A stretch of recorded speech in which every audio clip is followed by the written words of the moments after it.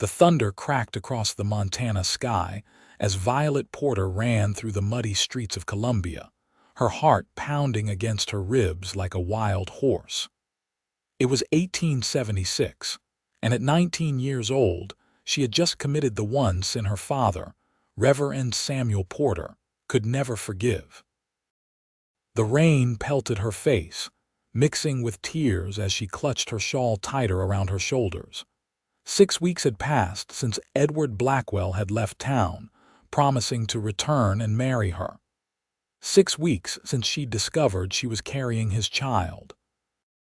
And only minutes since her father had cast her out of the only home she'd ever known, his voice thundering louder than the storm above.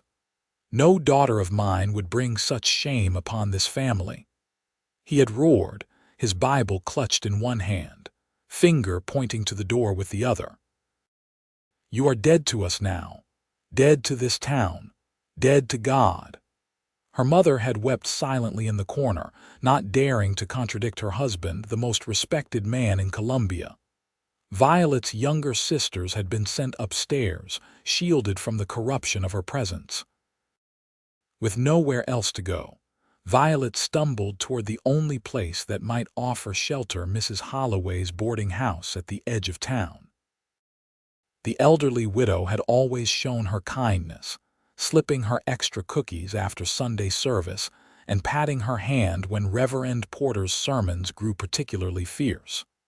The 2-story wooden structure loomed ahead, a single lantern burning in the window despite the late hour. Violet climbed the steps, her sodden dress weighing her down, and raised a trembling hand to knock. Mrs. Holloway opened the door, her gray hair loose around her shoulders, eyes widening at the sight of the preacher's daughter soaked to the bone and weeping. Good heavens, child! Come in before you catch your death. Violet stepped inside, dripping onto the polished wooden floor. I have nowhere else to go, she whispered. The older woman's eyes softened with understanding. Columbia was a small town of barely 500 souls. News, especially scandalous news, traveled faster than wildfire. Your father found out then? It wasn't a question. Violet nodded, unable to speak as a fresh wave of tears overcame her. Mrs. Holloway guided her to a chair by the fire and wrapped a quilt around her shoulders. I'll fix you some tea, she said, bustling to the kitchen. Violet stared into the flames, her hand unconsciously moving to her still flat stomach. Her life as she knew it was over. Her father would ensure that no decent person in town would speak to her again. Her dream of becoming a schoolteacher would remain just that, a dream. Drink this, Mrs. Holloway said, pressing a steaming cup into her hands. Now we need to think about what's to be done. Edward said he'd come back, Violet murmured. He promised. Mrs. Holloway's lips thinned. Men make many promises, dear, especially handsome ones passing through town. He loves me, Violet insisted, though doubt had begun to creep in weeks ago when his promised letters never arrived. Perhaps, the older woman said gently, but we must prepare for the possibility that he won't return. You can stay here tonight, but Violet, your father holds great influence. I can't keep you long without consequences. The realization hit Violet like a physical blow. Her father wouldn't just cast her out of his home, he would ensure she was cast out of the entire town. What will I do? She whispered. Mrs. Holloway patted her hand. First, you'll rest. Tomorrow, we'll figure something out. But tomorrow brought only confirmation of Violet's fears. By noon, Mrs. Holloway returned from town with a grave expression. Your father spoke at length after service about the dangers of moral corruption, she said carefully. He didn't name you directly, but everyone understood. Mr. Thompson has already told me he'll withdraw his business if I continue to shelter you. Violet sat at the kitchen table, her untouched breakfast growing cold. So soon? I'm sorry, dear. I can give you a week, maybe 2, but after that. Mrs. Holloway's voice trailed off. For the next week, Violet barely left her room. She watched through the window as people passed by, neighbors who had known her all her life now crossing the street to avoid walking past the house where the preacher's fallen daughter stayed. Her mother never came to see her. Her younger sisters were kept away. Only Mrs. Holloway's kindness stood between her and complete desolation. On the 8th day, Violet heard a commotion outside. A group of men on horseback had arrived, trail dust coating their clothes, the unmistakable look of cowboys fresh off a cattle drive. Mrs. Holloway bustled into her room, cheeks flushed with excitement. The Henderson outfit has arrived to stock up before heading north to the railroad. They'll be staying 2 nights. Violet barely looked up from the dress she was mending. What does that matter to me? Because, my dear, they'll be leaving and you need to leave too. Perhaps one of them could take you as far as Helena. There's a home for unwed mothers there. The idea of being sent away to birth her child alone, then having it taken from her, made Violet's chest tighten with panic. But what choice did she have? That evening, Mrs. Holloway insisted Violet join her in serving dinner to the cowboys boarding at the house. 6 men gathered around the long table, their manner respectful if rough around the edges. Violet kept her eyes down as she placed plates before them, acutely aware of their curious glances. One man stood apart from the others not in dress or manner, but in the quiet way he observed everything. He was tall, with sun-darkened skin and eyes the color of a summer sky. His light brown hair was longer than fashion dictated, tucked behind his ears. When Violet placed a plate before him, he thanked her in a voice that held the soft drawl of Texas. "You're very kind, miss," he said. Violet nodded without meeting his eyes and hurried back to the kitchen. "That's Nathan Prescott," Mrs. Holloway whispered when they were alone. "The trail boss. He's young for such responsibility, only 24, but Mr. Henderson trusts him implicitly. They say he's as honest as the day is long." Violet shrugged. What did it matter who he was? In 2 days, he would ride out of Columbia, and she would be left to face her bleak future. Later that night, unable to sleep, Violet sat on the porch swing, watching the stars. The spring air carried the scent of wildflowers and the distant sound of laughter from the saloon. "Mind if I join you, madam?" She startled at the voice. Nathan Prescott stood at the bottom of the porch steps, hat in hand, looking uncertain. Proper manners dictated she should refuse. An unmarried lady did not entertain gentlemen callers alone at night. But Violet had already fallen so far from propriety that such concerns seemed trivial now. "If you wish," she replied, moving slightly to make room on the swing. He settled beside her, keeping a respectful distance. For a while, they sat in silence, the only sound the creaking of the swing and the chorus of night insects. "Mrs. Holloway mentioned you might be looking to travel to Helena," he finally said. Violet tensed. "She shouldn't be discussing my affairs." "She's worried about you," Nathan said simply. "Said you needed help but were too proud to ask for it." "Not proud," Violet corrected, her voice barely above a whisper. "Ashamed." He turned to look at her then, his blue eyes reflecting the moonlight. "I don't know your story, Miss Porter, and I won't presume to judge it. But I do know that Helena's a rough place for a woman alone." "I have few options, Mr. Prescott," he nodded, looking out into the darkness. "I understand that. I wanted to say that we're heading north toward the Montana-Dakota border. If you needed safe passage that far, you'd be welcome to travel with us."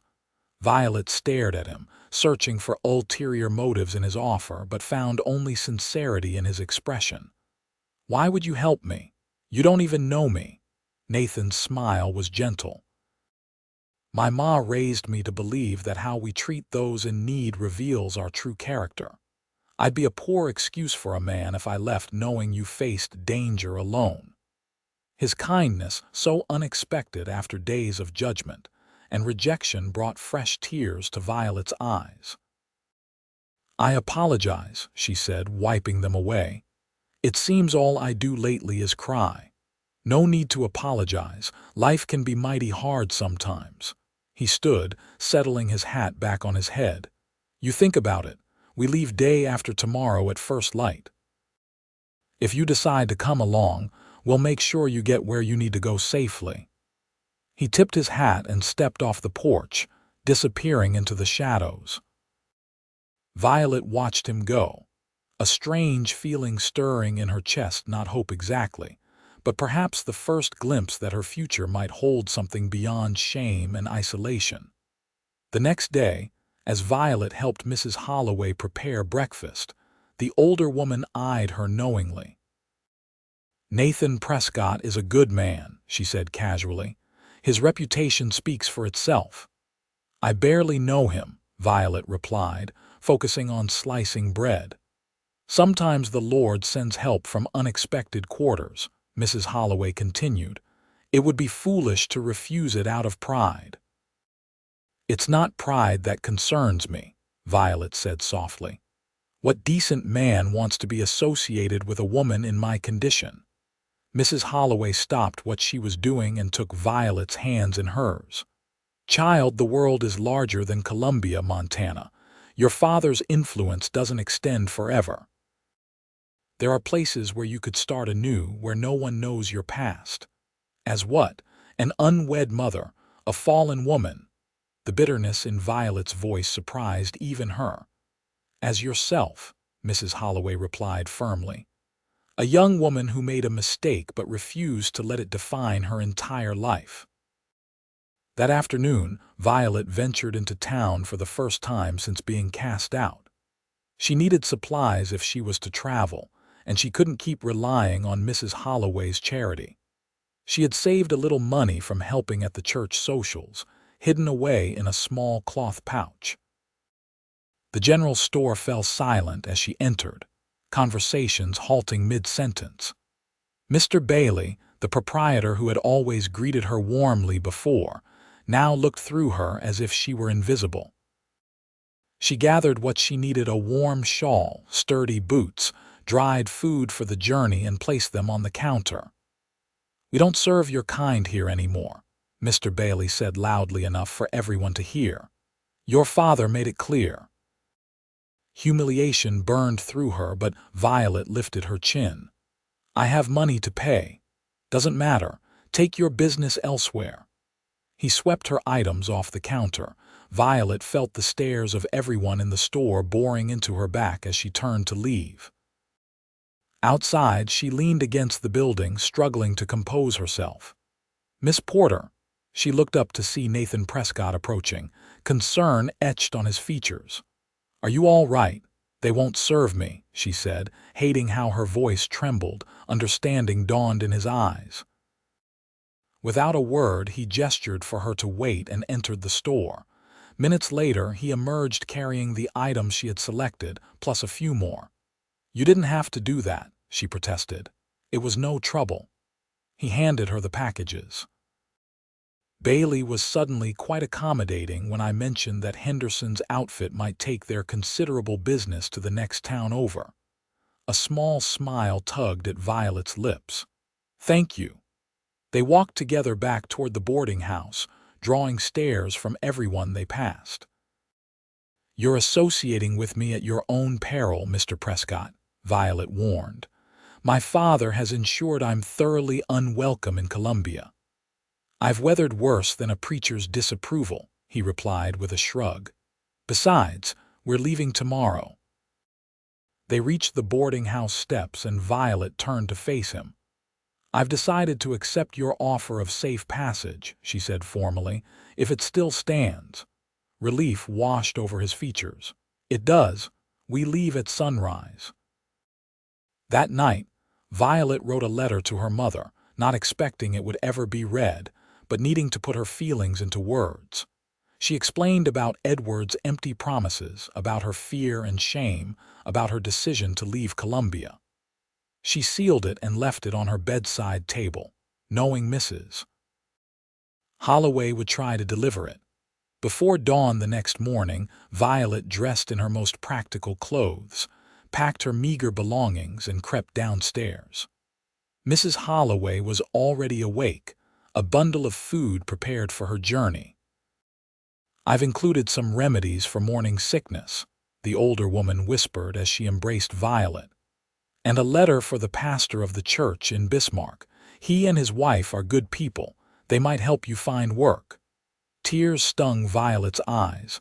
"I can never repay your kindness." "Live a good life. That will be repayment enough." Mrs. Holloway pressed a small pouch of coins into her hand. "Don't argue. It's not much, but it might make the difference when you reach your destination." Outside, Nathan and his men were preparing to depart. A wagon had been added to their caravan, loaded with supplies. "You'll ride in the wagon," Nathan explained, helping her up to the seat. "It's not the most comfortable, but it's safer than horseback in your condition." Violet's hand flew to her stomach, surprise evident on her face. "Mrs. Holloway explained," he said quietly. "Your secret is safe with me and my men." As the sun breached the horizon, casting golden light across the small town, the caravan began to move. Violet didn't look back at Columbia. There was nothing left for her there but judgment and shame. Instead, she fixed her gaze forward, toward an uncertain future but one that at least offered the possibility of a new beginning. The journey north was arduous. Spring rains had left the trails muddy, slowing their progress. The wagon jolted over every rut and stone, leaving Violet sore and exhausted. Morning sickness plagued her, forcing frequent stops.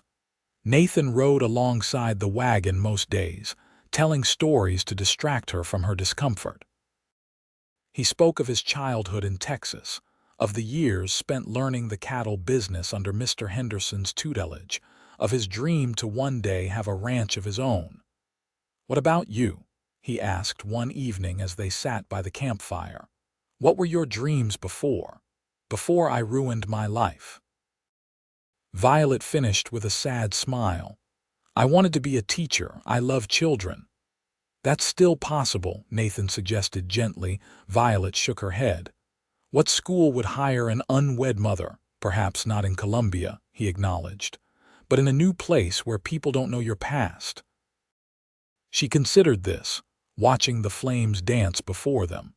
"Perhaps, though I fear my past will always follow me." As the days passed, Violet found herself drawn to Nathan's quiet strength and unfailing kindness. He treated her with respect when the rest of the world had turned its back. He made sure she had the most comfortable spot by the fire, the best portions of food, the extra blanket on cold nights. The other cowboys, taking their cue from their trail boss, were respectful and protective, treating her like a sister. They taught her to play poker in the evenings, laughing at her initial confusion but cheering when she won her first hand. 2 weeks into their journey, disaster struck. They were crossing a swollen creek when one of the wagon wheels caught on a submerged log. The current pulled at the wagon, threatening to overturn it.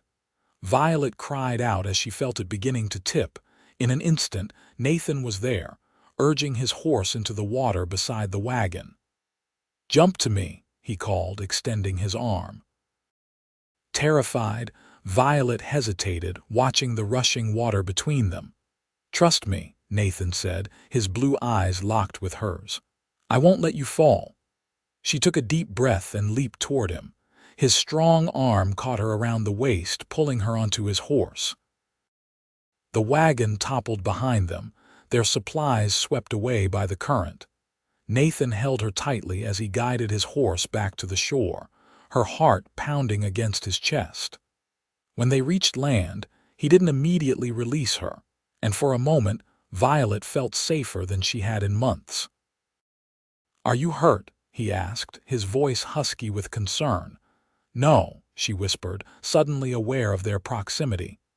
"You saved me." He helped her down from the horse, his hands lingering at her waist longer than necessary. "We lost most of our supplies," he said, looking back at the appended wagon being retrieved by his men. "I'm sorry," Violet said, guilt washing over her. "If not for me, you wouldn't have had the wagon." "If not for you, we'd have one less person to care about," Nathan replied simply. "Supplies can be replaced." That night, huddled under shared blankets to conserve warmth, Violet realized with startling clarity that she was falling in love with Nathan Prescott. The realization terrified her. She was carrying another man's child, ruined in the eyes of society. What could she possibly offer a man like Nathan? The next day, they reached a small settlement where they could replenish their supplies. While the men took care of business, Violet wandered to the edge of town, finding a small church with a cemetery beside it. As she walked among the gravestones, a wave of melancholy washed over her. In the eyes of her father and God, if her father was to be believed, she was already dead. Would she ever find peace again?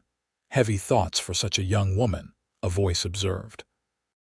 Violet turned to see an elderly man in a clerical collar watching her with kind eyes. "I was just reflecting," she said hesitantly. "I'm Pastor Graham," he introduced himself. "This is my church, humble though it may be."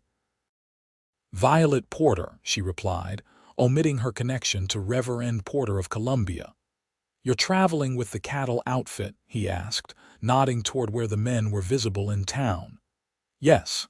They've been kind enough to provide safe passage north." Pastor Graham studied her face.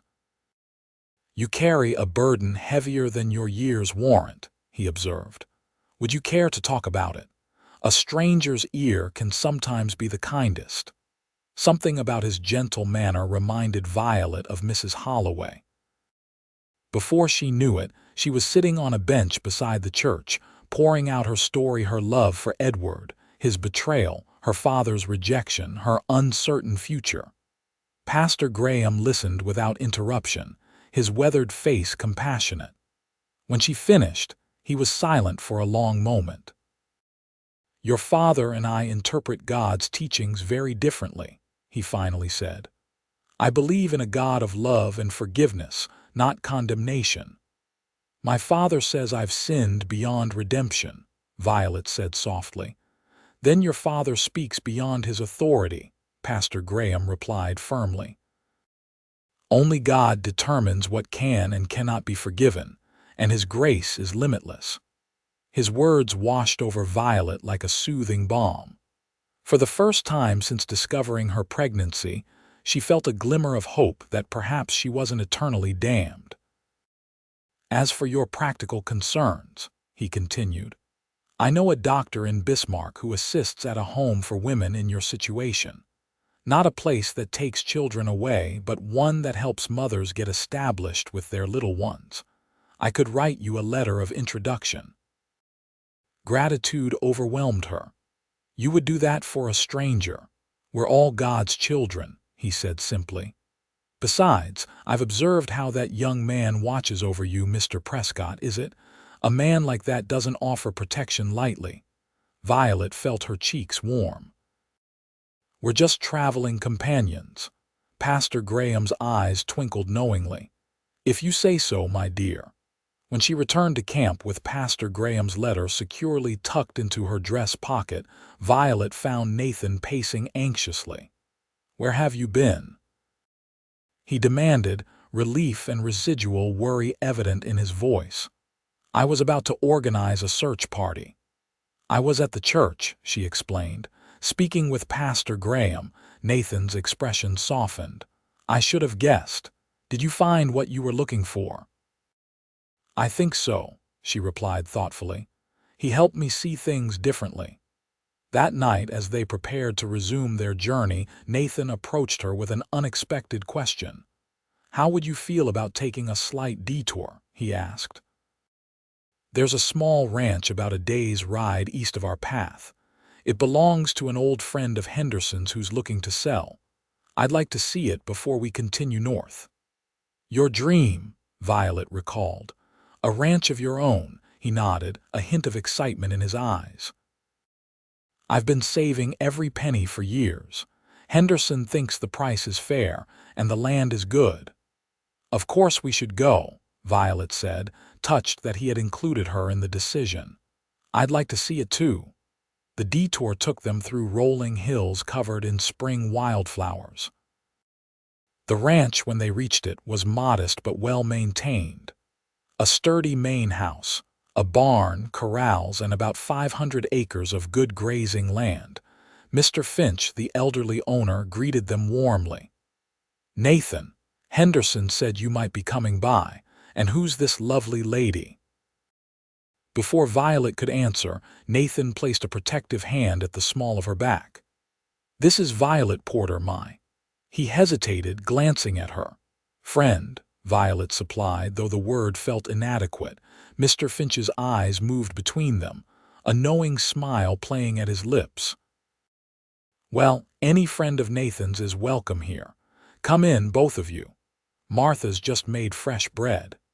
Inside, the house was cozy and well-loved. Mrs. Finch, a plump woman with a ready smile, ushered them to the kitchen table and insisted they eat while the men discussed business. You're expecting, aren't you, dear? Mrs. Finch asked quietly when they were alone. Violet tensed, waiting for the judgment to follow. How far along? Mrs. Finch continued, surprising her with the matter-of-fact question.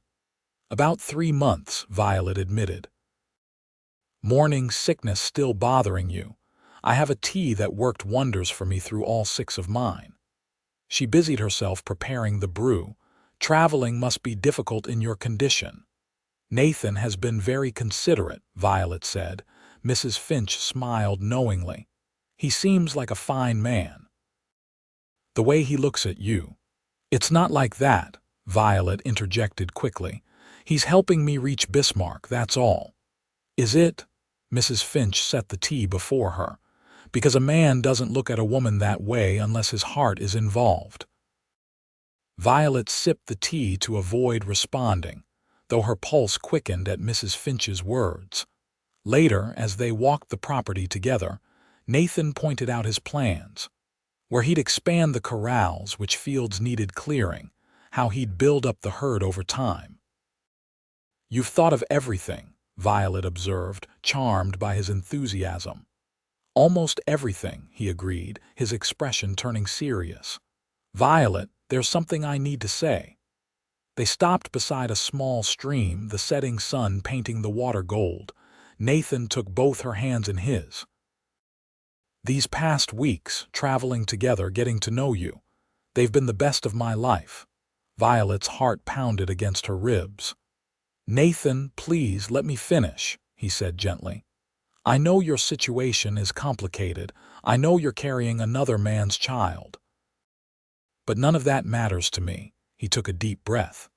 I love you, Violet Porter. I think I started falling for you that first night on Mrs. Holloway's porch.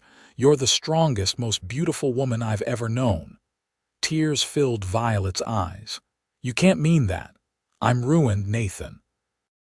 No decent man would. I'm not concerned with what others consider decent, he interrupted. I know my own heart, and it belongs to you if you want it. What are you saying? She whispered. Nathan knelt before her, still holding her hands. I'm asking you to marry me.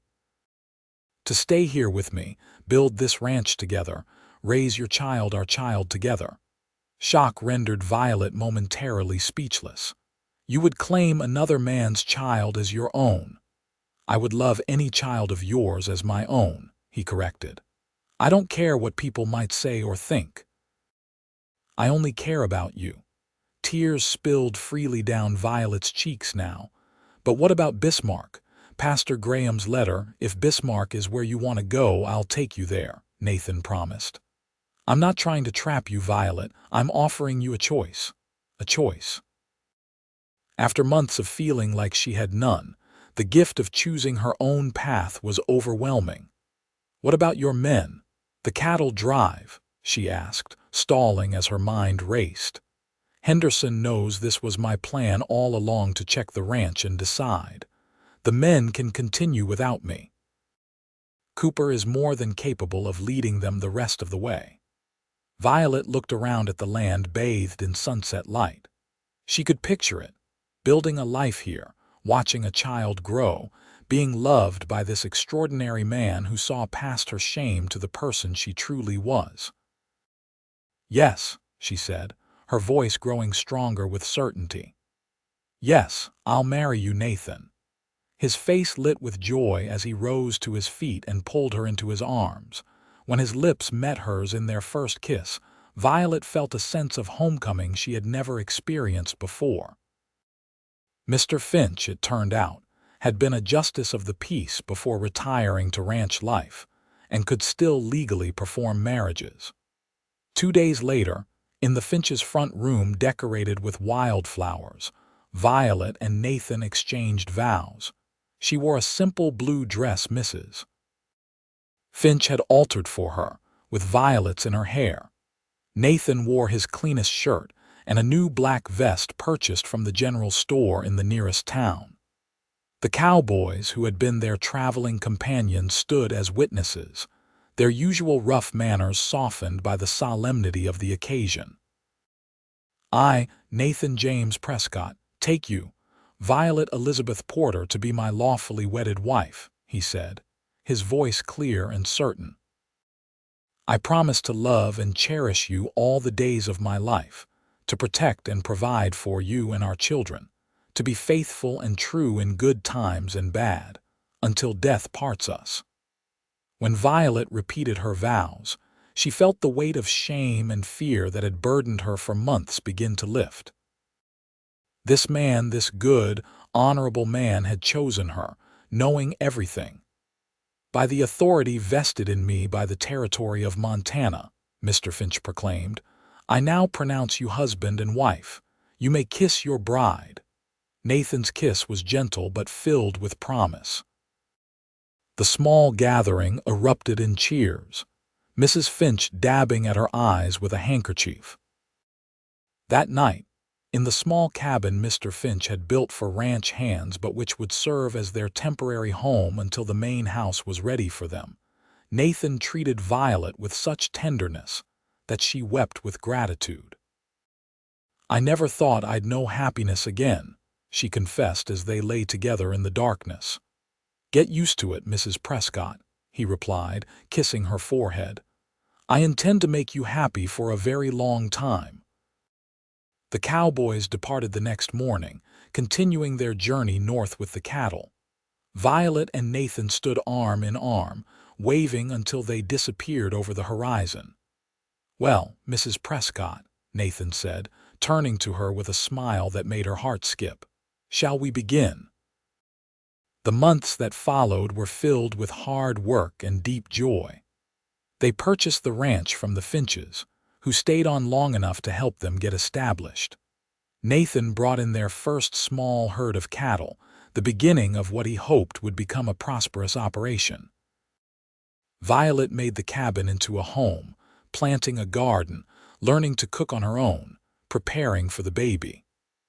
As her body changed, Nathan's love and desire for her never wavered. He marveled at her growing belly, talking to the child within as if it were already his own.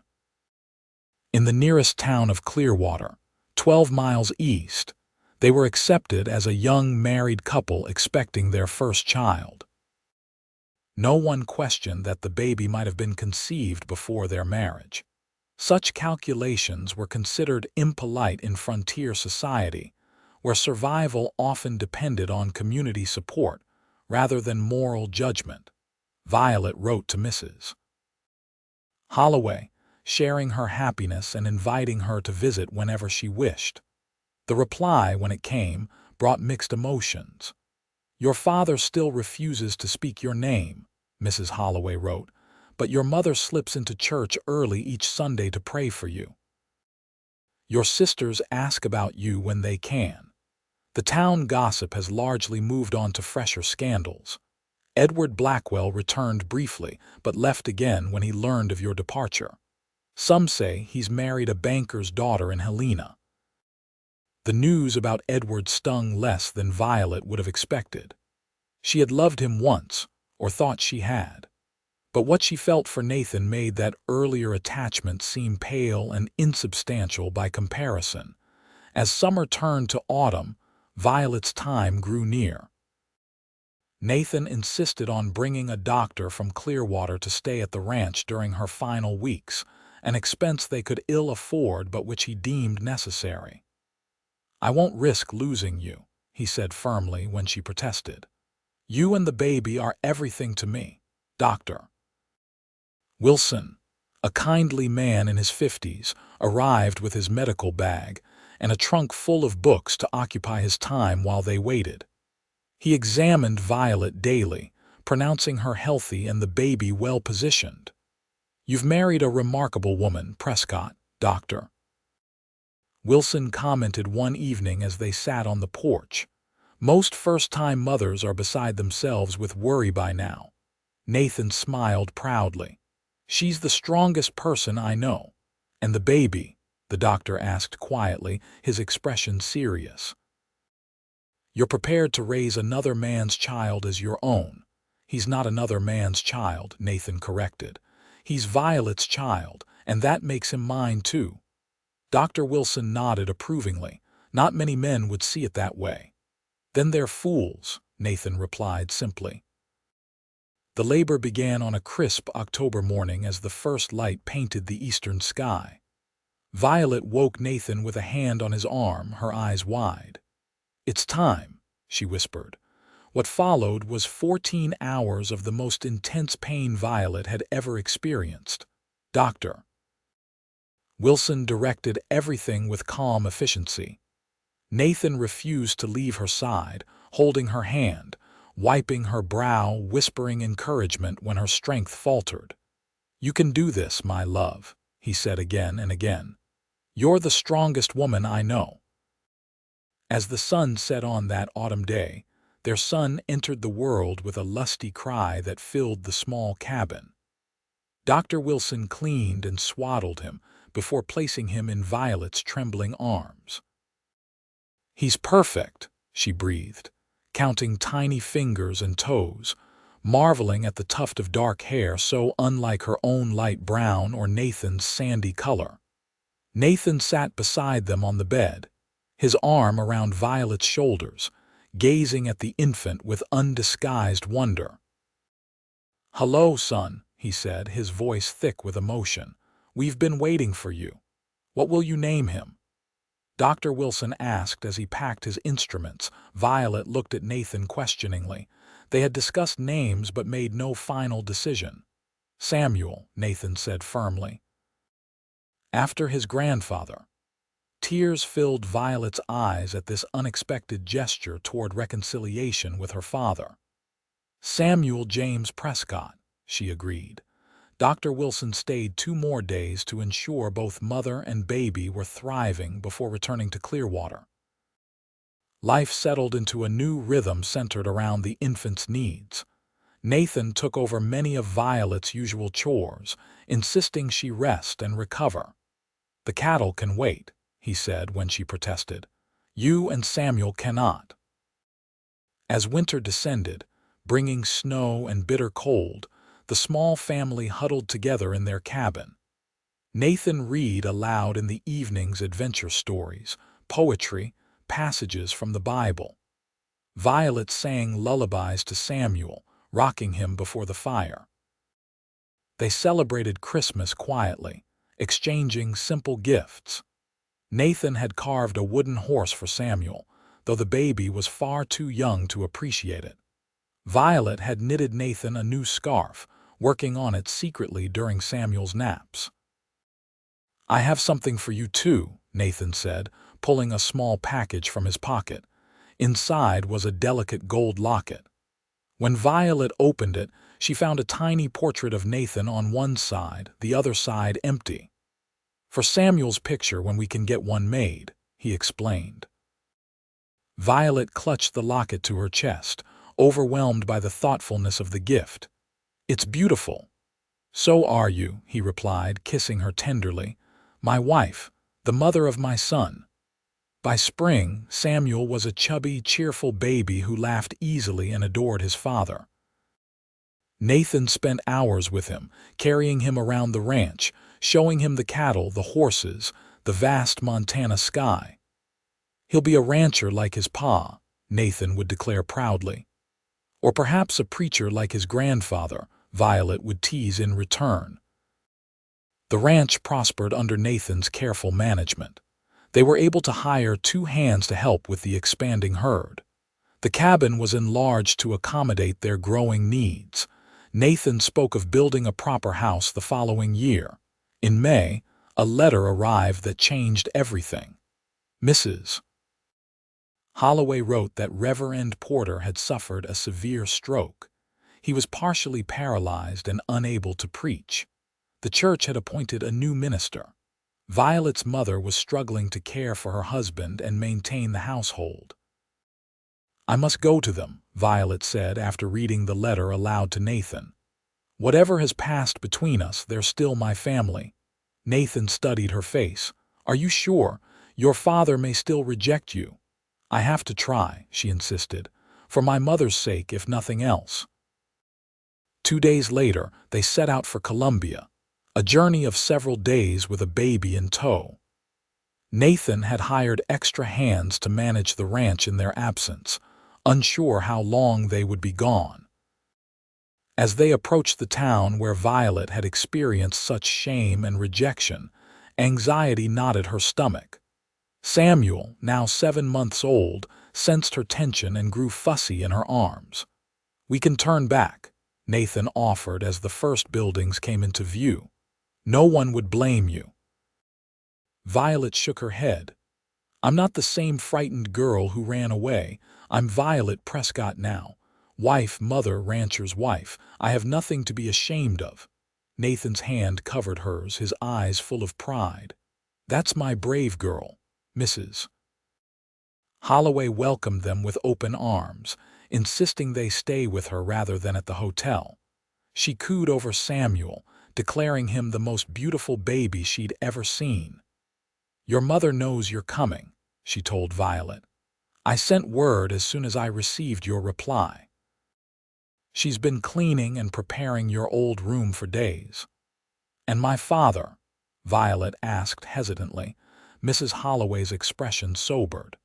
"He says little these days. The stroke affected his speech, but your mother believes seeing you and the baby might help his recovery." The next morning, Violet stood before her childhood home, Samuel in her arms, Nathan at her side.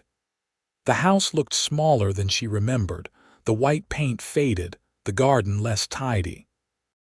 Before she could knock, the door opened to reveal her mother, Elizabeth Porter, thinner and grayer than Violet recalled, her eyes filling with tears at the sight of her eldest daughter and the baby in her arms. "Violet," she breathed, reaching out tentatively as if afraid her daughter might disappear. "You came."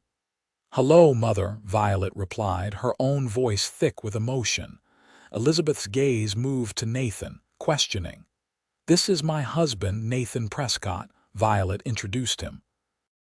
"And our son, Samuel." Something flickered in Elizabeth's eyes at the word "our," but she merely nodded and stepped back to allow them entry. "Your father is in the parlor," she said quietly. "He can't move much, but his mind is clear." Reverend Samuel Porter sat in an armchair by the window, a blanket over his lap despite the spring warmth. His once powerful frame had diminished, his right side visibly weaker than his left.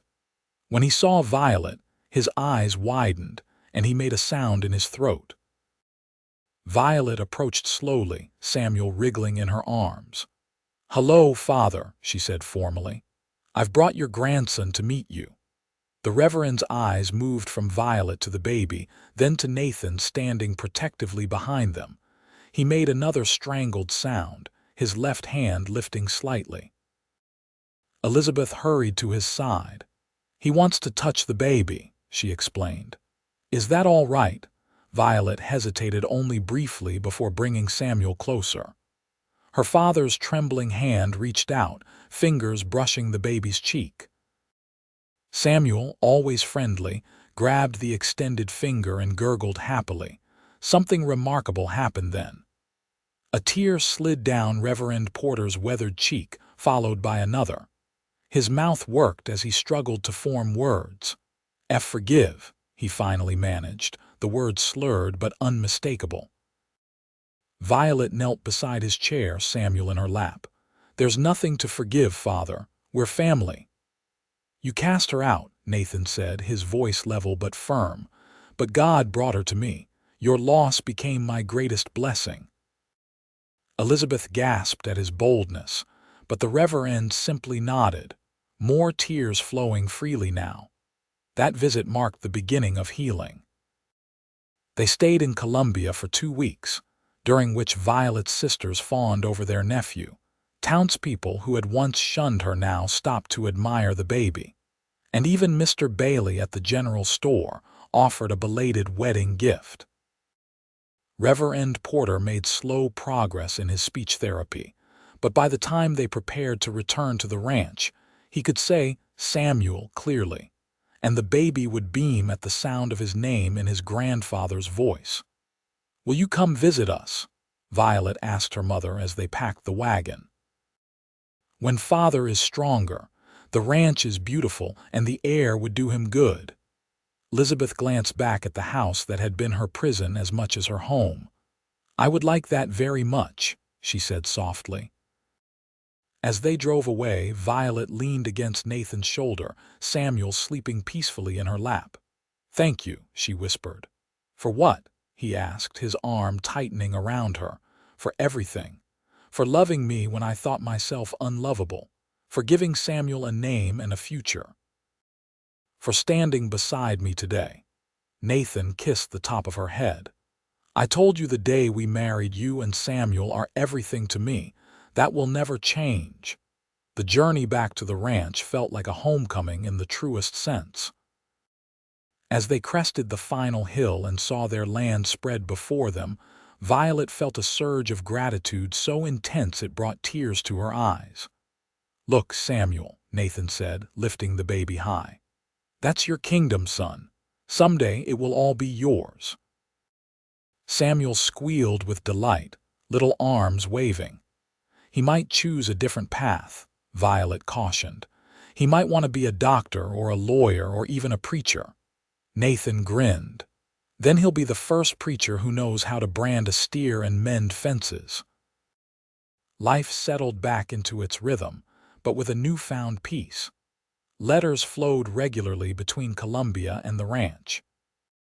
Violet's sisters visited that summer, bringing news that Reverend Porter had returned to church, not to preach but to worship, humbled by his illness and the forgiveness he had received. In the fall, Violet discovered she was expecting again. Nathan's joy knew no bounds. Another Prescott to help run the ranch, he declared, spinning her around the kitchen until she was breathless with laughter. And if it's a girl, she teased, then she'll be as beautiful and strong as her mother, he replied without hesitation. And heaven help any young man who comes calling. As Violet's pregnancy progressed, she reflected on how completely her life had transformed in just 2 years. From the depths of shame and rejection to the heights of love and acceptance. From a girl cowering before her father's judgment to a woman standing proudly beside her husband, raising one child and expecting another. Samuel's first birthday was celebrated with a small gathering that included Mrs. Holloway, who had traveled all the way from Columbia for the occasion. She watched with satisfaction as the family she had helped create celebrated together. You did well, girl, she told Violet privately. Nathan Prescott is everything I hoped he would be when I first suggested you travel with his outfit. Violet's eyes widened. You planned this, Mrs. Holloway's eyes twinkled mischievously. Let's just say I recognized a good man when I saw one, and a young woman who deserved happiness after too much sorrow. In March of 1878, Violet gave birth to a daughter they named Elizabeth Rose, after both their mothers. Nathan was as besotted with his daughter as he was with his son, declaring her the most beautiful baby ever born. Until the next one, Violet teased weakly from her bed. Nathan kissed her tenderly. "There's no rush, my love. We have all the time in the world." That summer, Elizabeth Porter came to visit, bringing Violet's youngest sister with her. Reverend Porter remained in Columbia, still too frail for extended travel but reportedly improving steadily. "He reads your letters aloud each night," Elizabeth confided. "He keeps Samuel's portrait on his bedside table." The ranch prospered as the years passed. Nathan's careful management and forward thinking paid off. They built a proper house with enough rooms for their growing family and frequent visitors. The original cabin became a bunkhouse for the hired hands. Samuel grew into a sturdy, thoughtful boy who adored his father and followed him everywhere. Elizabeth Rose Lizzie to the family was spirited and bright, with Violet's light brown hair and Nathan's blue eyes. When Samuel was 5, old enough to begin understanding the complexities of family, Violet and Nathan sat him down for a conversation they had long planned. "You know how much Papa and I love you," Violet began carefully. "To the moon and back," Samuel declared, repeating their nightly ritual. Nathan pulled the boy onto his lap. "That's right, and nothing will ever change that, but there's something special about you that we want you to know." They explained in simple terms a child could understand that Nathan had not been there when Samuel began growing in Violet's tummy, but that he had chosen to be Samuel's papa from the moment they met. Samuel considered this solemnly. "So you picked me?" he finally asked Nathan. "I sure did," Nathan confirmed. "Best decision I ever made next to marrying your mama." The boy's face broke into a wide smile. "That's even better than being born your son," he decided, "because you wanted me on purpose." Violet exchanged a glance with Nathan, tears of relief and love shining in both their eyes. As the children grew, so did the ranch and their connection to the community. Nathan served on the school board when a proper schoolhouse was built in Clearwater. Violet taught Sunday school at the small church that had been established nearby. Samuel showed a natural aptitude for ranching, absorbing everything Nathan taught him about cattle, horses, and land management. Lizzie revealed a talent for numbers, keeping the ranch books with remarkable accuracy from a young age.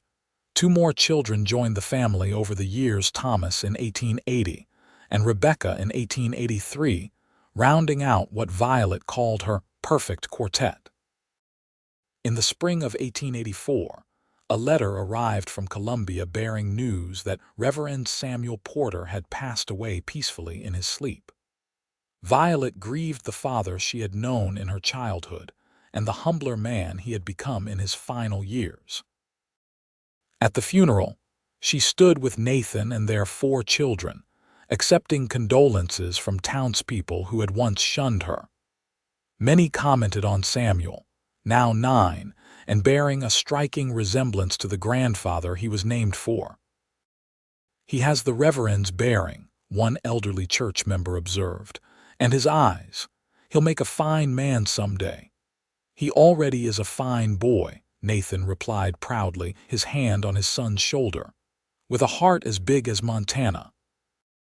Elizabeth Porter returned with them to the ranch, moving into the spacious bedroom they had always kept ready for her.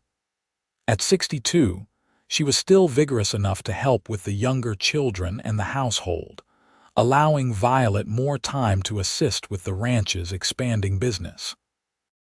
On a warm summer evening in 1886, as they sat on the porch watching the sunset paint the sky in brilliant hues, Nathan took Violet's hand in his. "You ever regret it?" he asked quietly. "The path your life took," Violet looked at him in surprise. "Regret? How could I? You might have had an easier life.